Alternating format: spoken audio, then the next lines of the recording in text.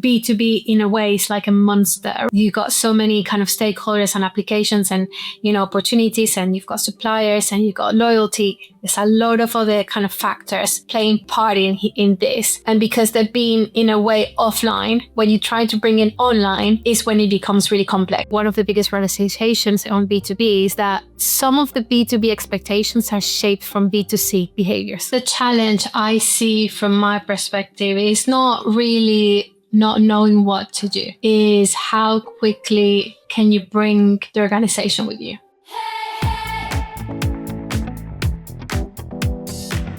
Welcome to the B2B Experience, brought to you by Big Light, Europe's leading independent experience design agency. In this podcast series, we speak to digital pioneers in B2B and tell real stories of breaking down barriers and delivering change. I'm Steve Borges, and my guest today is Laura Sabatini, Ecommerce and Marketing Director for LKQ UK and Ireland. Hi, Laura. Hi, Steve. How are you? I'm very well, thank you. Good to have you here today. Before we're going to get into your journey into e-commerce and B2B specifically, but before we get going, it would be good to understand how would you describe your role at the moment? Thanks, Steve. As you mentioned, I am the Ecommerce and Marketing Director for LKQ UK and Ireland. We're part of a bigger group called LKQ, which has the bases in America and also in Europe, or the rest of Europe. And in terms of Europe, we're the largest vehicle part and service offering for independent garages, as well as consumers like you and me. So I look after the e-commerce proposition for the business. Obviously, we have a big proportion of our sales are digital sales. So from a B2C perspective and from a B2B perspective as well, in terms of the maturity of the business, I've been in the business for around 7 years. Started on retail specifically, and I've moved gradually into more the B2B and kind of the other side of the business. Great. We'll get into some of that later. But before we do, it would be good to hear a bit about your journey. You're not from the UK. You were born in, or you grew up in Venezuela. So yes. Tell me a little bit about your journey from that to being in the UK. Yeah, so I think it has played a big part on who I am, regardless, because obviously my family's Italian and I grew up in South America, in Venezuela specifically, and I grew up at a time where, it's always a lot of political turmoil in South America, but specifically when I was growing up and I was doing my career in economics, there was a lot of things happening and I was very much determined to leave the country. And that was my number one priority. So, but at that point in time, I was halfway in my degree of economics. So I asked my dad, please, can I go? I don't agree with the politics of this country. I want to leave and I want to start somewhere else. So he quite rightly said to me, no, you're going to finish what you start and you're going to finish your degree and then you can pick wherever you want to go. And so I did. I literally studied all summers. I did everything that I could to finish my degree as quickly as I could, which I did.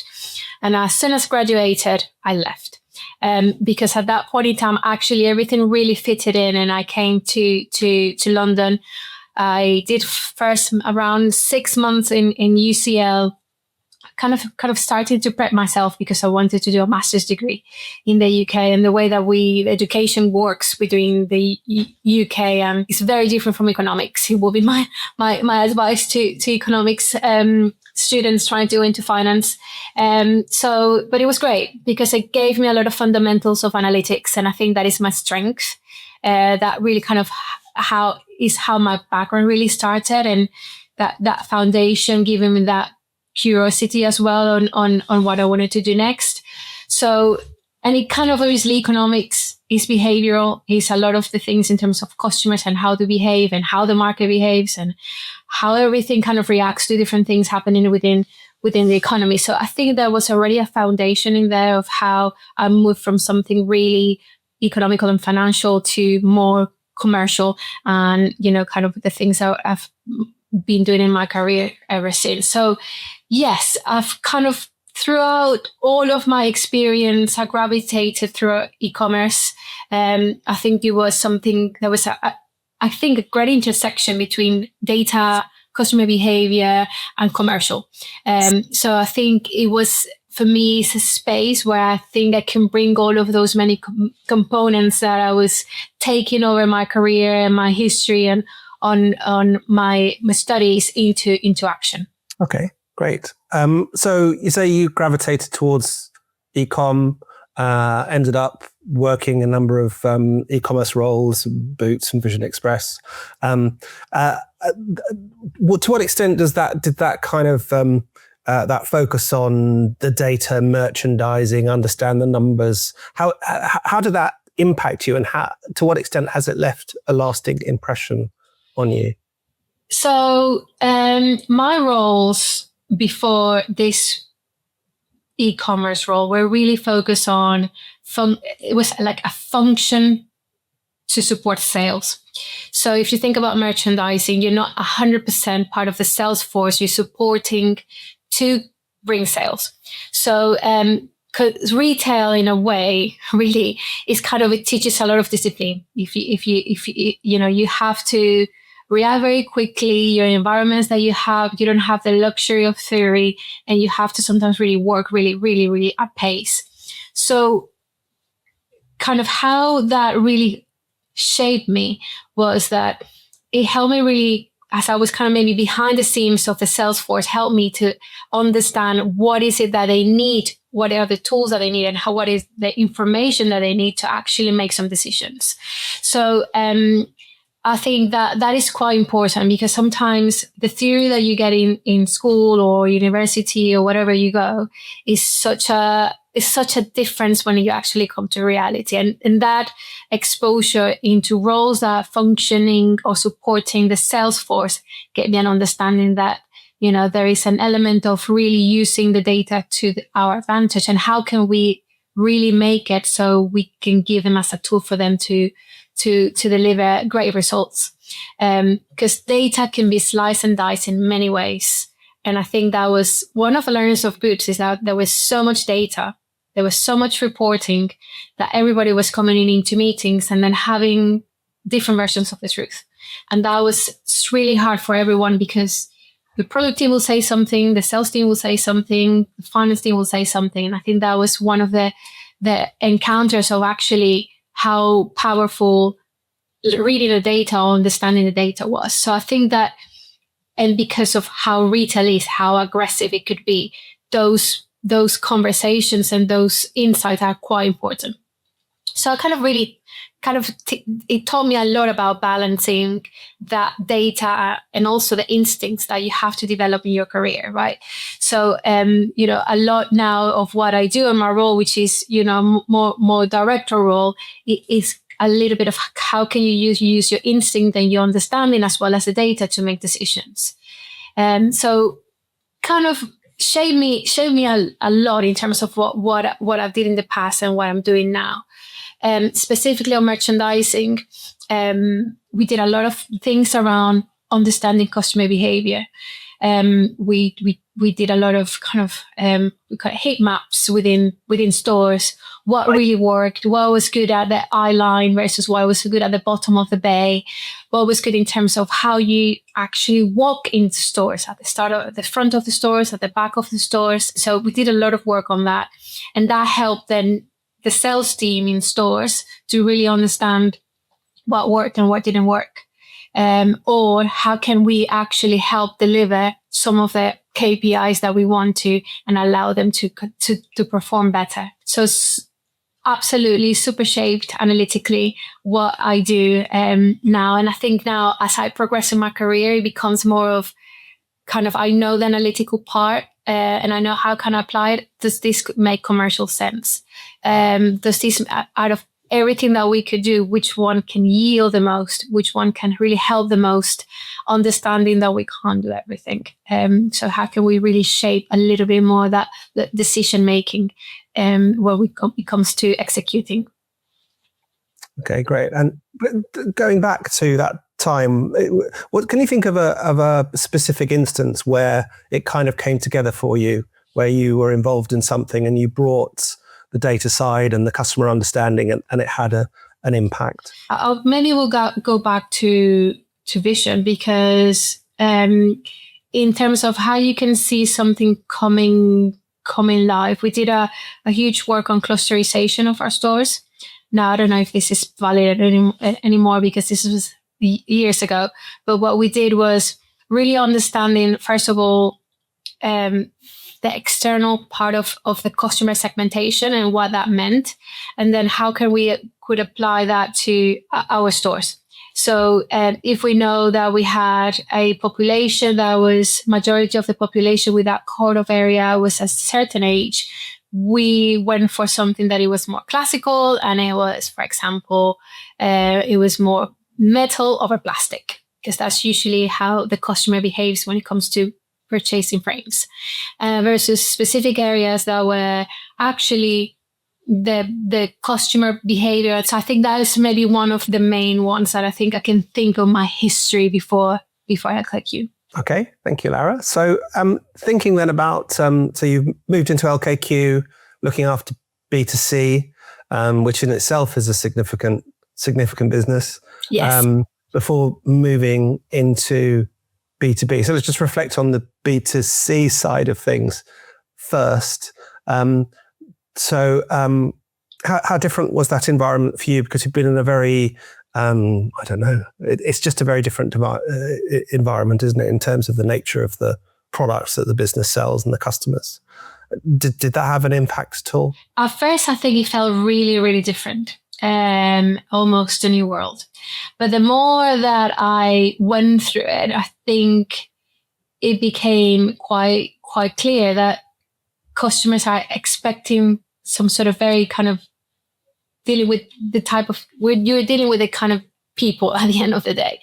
So it's not something that you're dealing with something very different. It's just that maybe the journey is a little bit longer on B2B than on B2C. On B2C, you've got instant gratification. You can see it. There's obviously more stakeholders in B2B, and decisions in a way are a little bit more functional than in B2C.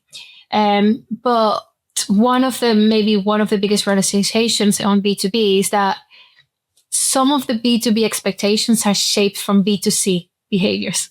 It's quite, and we talked about this before, how B2C experiences are leaking into B2B. So the way that you expect him, or you kind of are treated in a B2C environment, specifically digitally, then is very similar of how they want to be treated on B2B.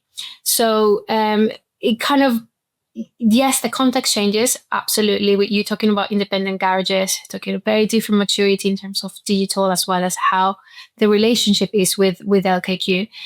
But it's a little bit more simple, a little more intuitive, but I think I can see it starting to grow more and more because of that B2C interaction, right? Of how you are expecting digital to behave and how you want it to also behave in B2B. And you mentioned that they from a B2B perspective, it's slightly more functional. The implication of that, of course, is that emotions are still play an important role. Would that be fair? Yes. Specifically for us in this industry, I think there is, when you think about car parts and you think about a B2B activity, a journey or service, you need to have the part of understanding that the part is there and can be delivered on time and you can finish the job on time is quite key. So this is not something that we put on a shelf somewhere and it will be sold in 2-3 days or whatever. This is a job that a car is on a ramp and is waiting for that car part to be delivered. Our SLAs on B2B is 1 hour.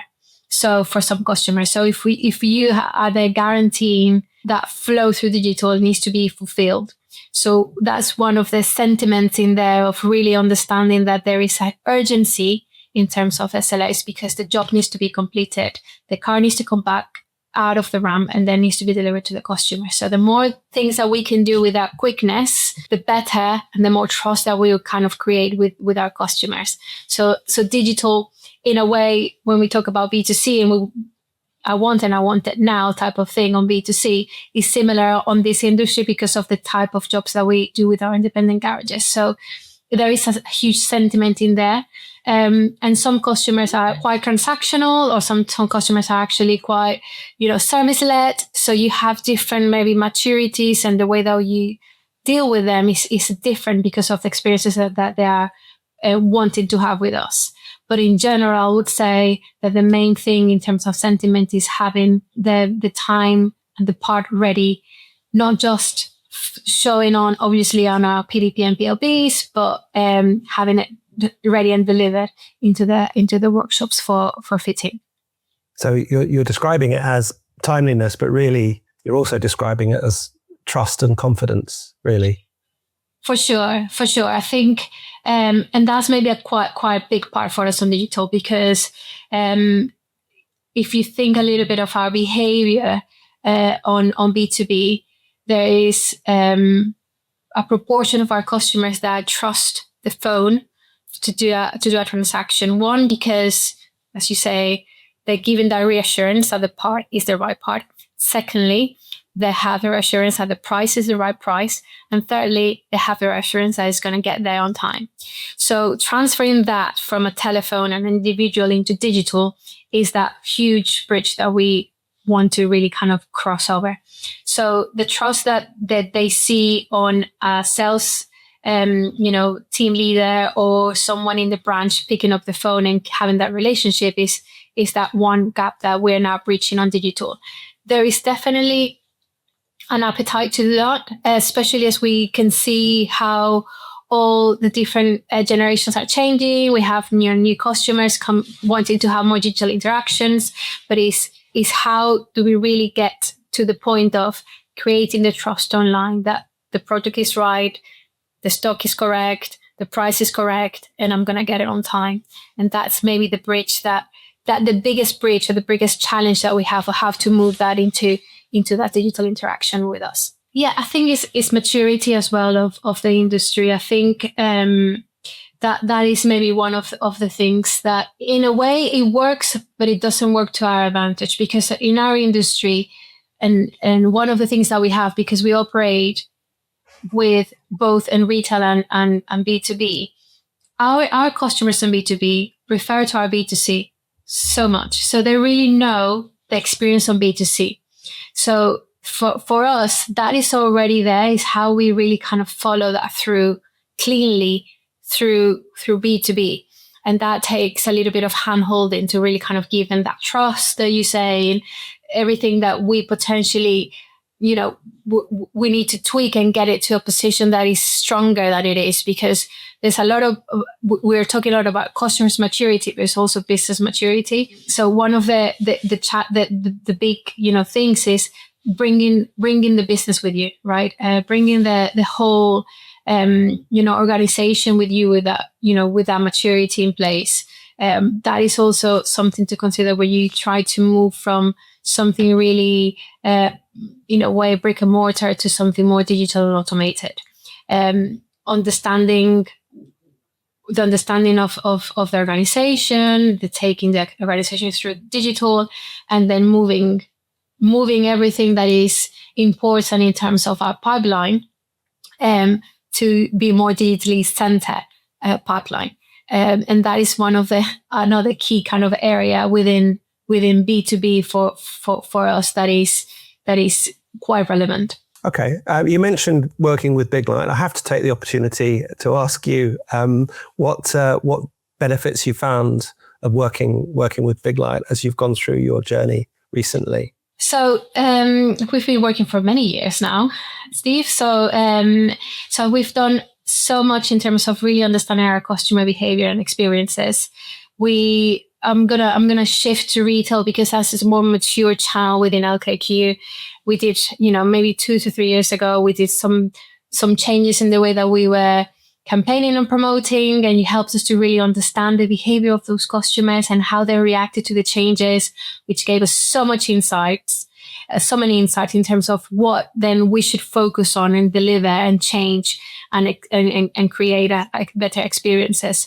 So huge kind of, changes in the way that we wanted to do things. And then you helped us to really understand, actually, maybe this direction is the direction that you want to take. We've done a lot of, customer specific, trials to really understand the click through, the heat mapping of the website, understand how they behave when we make a change. I think you've been an absolute amazing partner to have when we are really thinking about changing some of the big things, but as well as small things, right? So we've done rebranding with you. We've done many kind of things that, micro conversions, macro conversions. We talked about a lot of CRO and how we deliver best experiences at the checkout. So you helped us to really maybe get a really understanding digital of how they behave, but ultimately what the customers want from us. So that has helped us. Now that we're going into the B2B world and really accelerating all of that, I think that is how I see the partnership growing, right? Really understanding that at the end of the day, what we want is the same, is to give an amazing customer experience to our customers, everybody converting, everybody, shopping with us, trusting us. Great. Thank you, Lara. That's nice to hear. So that segues nicely into opportunities. You've mentioned a few. You mentioned the overall change in the expectations, I suppose, of a B2B customer. Where do you see the biggest opportunities in B2B for your business specifically, but the market in a broader sense over the next 2 to 5 years? So I would say two. I would say one of them is data, which we all know. So we have a huge opportunity of using data. Or using data better and improve experiences, improve the way that we talk to customers, improve the way that the journeys look and feel. So that's a huge opportunity for us that I think we're not even scratching the surface in terms of data and really using that to our advantage. Data on an aspect to kind of maybe behavioral, but also data in terms of product data. So, kind of the technicality, the applications, there's so much behind a car part, right? So just bringing that to the forefront to our customers is something that I think we have a huge opportunity to do, as well as linking with other applications to bring a little bit more that 360 view. So instead of just being so monolithic, how can we just start to kind of create a little bit more, links with, other suppliers and data to bring a little bit more holistic view. So that's one thing. There's a lot of power there. And I think we're starting to just really fuel that in, and I'm really excited because I think that's just going to open so many opportunities. We did some changes to one of the product data a couple of weeks back, and just doing a few tweaks, we saw huge conversion. So, and we just, as I was mentioning, we're just scratching the surface right on data and the power that it has to really drive digital outcomes. So that's definitely one thing that I think is an industry wide. And the other thing I think on B2B is a little bit of how can we simplify the complexity? So a lot of journeys are still a little bit more complicated than they needed to be. In this industry, a lot of the things that we have done potentially are just inherited by, acquisitions. And, we've got a lot of maybe past things were used to be done this way, but we have moved away from that. So how we can just really create more simpler journeys, right? And how can also we feed from B2C journeys into B2B? So we talked about this before. There's a few things in there that we can really lift and shift from B2C into B2B that just creates the right journey for B2B. So instead of making it so complex, but also because of how B2B in a way is like a monster, right? Of you got so many kind of stakeholders and applications and, opportunities, and you've got suppliers and you've got loyalty. There's a lot of other kind of factors playing part in this. And because they're being in a way offline, when you try to bring it online, is when it becomes really complex. And you haven't mentioned something that so many people are talking about, AI. Let's talk about it. What role do you see? You've talked about data, and that so many people have a data challenge and so few people are actually addressing it in a meaningful way yet. Yes. And the simplification, but what role do you see AI playing in the next 2 to 5 years within your business, do you think? So I am hoping a big part, but I think it all depends on your quality of data. So if you don't have great data, then you're not going to have the best use of AI. Hence why I said to you, data for me is quite key at this point in time, because if you feed AI not great data, then you get really not a great experience with whatever you do with AI. And in the front end, I think everything is moving conversational, right? So you want to have a conversation when you're doing these things. And from a B2C perspective, this is not a conversation a lot of people want to have. So if you need to change your oil, if you need to change your brake pad, if you want to change your battery, how can you make that a sweet conversation, right? How can you make it super easy and fulfill the way that you wanted to fulfill it, either collection, delivery, and everything happens on a conversation, right? So that for me is the future, because everybody is using AI that way. Okay, great. I agree. You've talked about lots of opportunities, of course.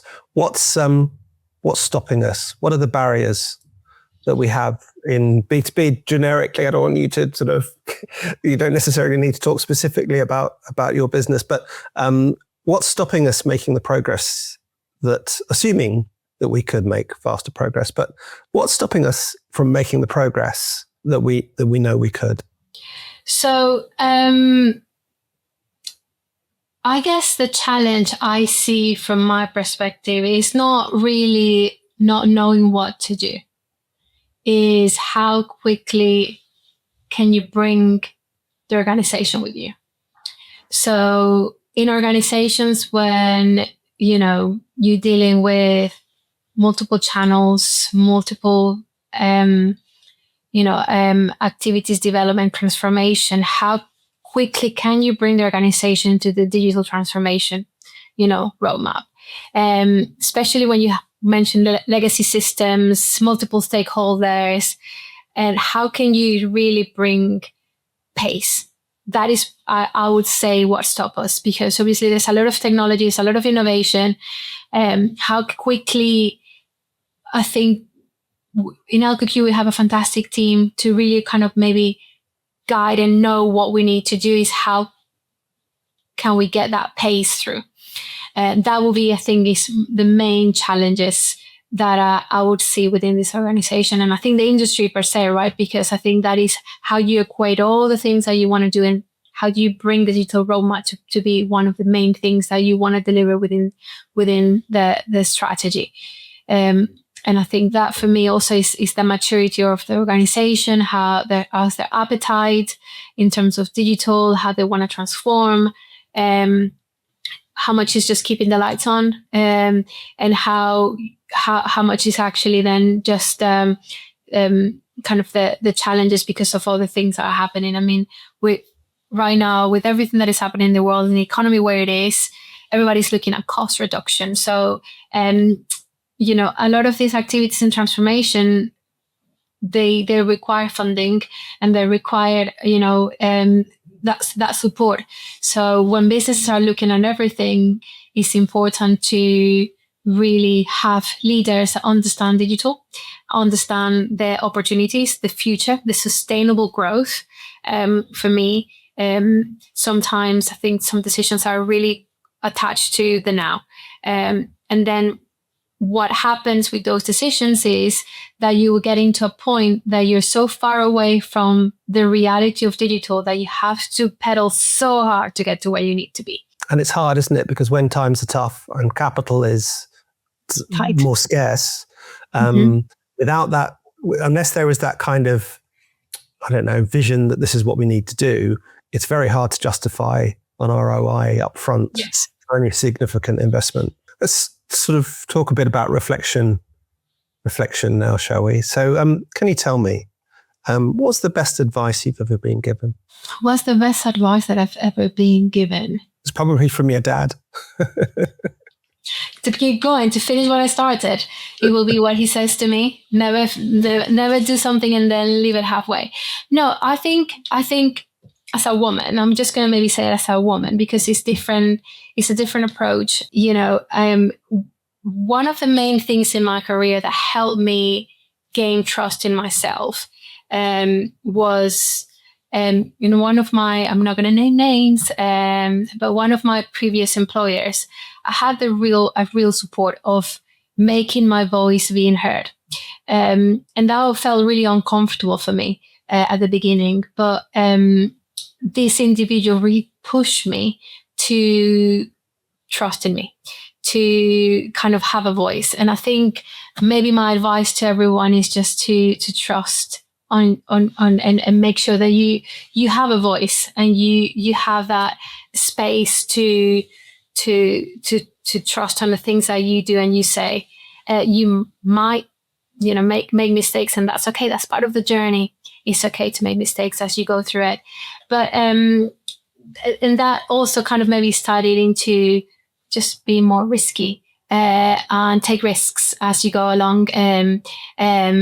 Especially as you go through a career, you're gonna have to take risks, and you gonna have to trust your gut a little bit. So trust your gut, take risks and trust yourself. So I'm now practicing that with what I do, and I think it's important, especially now in the post-pandemic world where everything is so digital, right? And you see people on a screen, and then it has happened to me that I met someone, in Teams or something, and then I see them face to face, like, oh, didn't know they were that tall. So things are changing, and confidence is quite key. And we've got AI telling us absolutely everything that we need to say. So when it comes actually to a face-to-face interaction, then it becomes quite alien, right? So I would say, yes, definitely one thing to preach is to have confidence and trust yourself as you go through it. It might be that you make a mistake, but you learn from it, and then you can pick it up and then start again. Okay. And is there anything that you know now that you wish you'd known earlier? I would say that less is more. It will be my advice or my take. Sometimes when you thinking about delivering things, there's a lot of preparation, or there's a lot of conversations or analysis that sometimes they just create even more friction. So I would say that if it was allowed from 20 years ago, I would say focus on the things that really matter to make decisions. And there's a few of them, by the way. I think we're maybe educated to give the full reasoning of things, but sometimes when you just start the conversations more structured in terms of what you want to achieve, you get the result at the end. So that maybe is one thing for past for me, of what would I do things differently to make decisions and to bring everyone in with me. It will be less is more. This is what we need to do. This is how we're going to do it. This is what the outcome is. And I'll make it. I mean, as you can see, sometimes I'm between red and blue. I am already a less is more type of person, but I think it's because of my career that I've become less is more. Before it was more than less. So that's great. Thank you very much, Laura. Just like to finish with a final question, a bit of a closing tradition. It's called B2B buzzword bingo. So can you think of a term or a trend that's overused in B2B right now that you wish would just disappear, and why? I will say digital transformation. It's often used without clarity, I would say. So I would say that even though I did say it too many times throughout this podcast, I think transformation in a way should really mean something tangible.